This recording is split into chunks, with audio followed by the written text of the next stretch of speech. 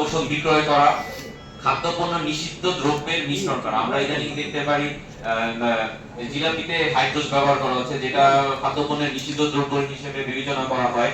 এইরকম পণ্যগুলো আমাদের আইনেও নিষেধ করা আছে, আইনে প্রায়শই দেখতে পাই। প্রতিশ্রুত পণ্য বা সেবা যথাযথভাবে বিক্রয় বা সরবরাহ না করিবার দণ্ড।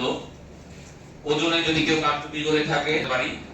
47 আছে বাটখারা বা ওজন পরিমাপক যন্ত্রে কারচুপি, পরিমাপে কারচুপি, দৈর্ঘ্য বা উৎপাদন করিবার দণ্ড, মেয়াদ উত্তীর্ণ কোনো পণ্য বা ঔষধ বিক্রয় করিবার দণ্ড, সেবা গ্রহীতার জীবন বা নিরাপত্তা বিপন্নকারী কার্য। এখানে আরেকটি ধারা উল্লেখযোগ্য যে কোনো ভোক্তা যদি মিথ্যা বা হয়রানিমূলক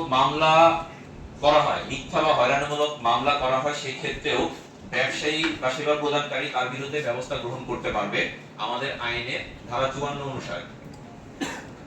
এখন অভিযোগ কিভাবে দায়ের করা যায় সেই ক্ষেত্রে হচ্ছে আমাদের হটলাইন নাম্বার আছে 16 সরকারি ওয়েব পোর্টালে গিয়ে সিসিএমএস। আমাদের বেশিরভাগ ক্ষেত্রেই ভোক্তারাই আসলে প্রতারিত হয়।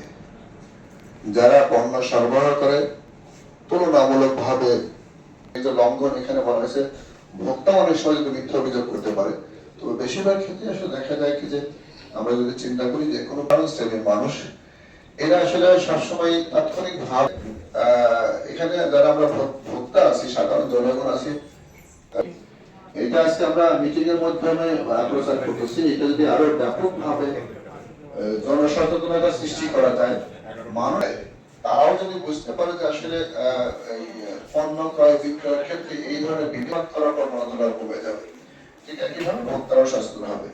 তো আমরা এখানে যারা সবাই মোটামুটি সারা দাম বেশি হয়, আমরা আসলে কিন্তু কিনেই ফেলি, আসলে অত যাচাই করার সুযোগ থাকে না। তো যার জন্য সাধারণ জনগণের মধ্যে যদি ব্যাপকভাবে প্রচার না করা যায়, আসলে তা কার্যকর হওয়ার সুযোগ সম্ভাবনা কম। আমি প্রথমতই বলতে চাই যে এই ভোক্তা অধিকার দিবসের উপলক্ষে আমাদের অগ্রগামী ভূমিকা নিতে হবে আগামীতে, যে এই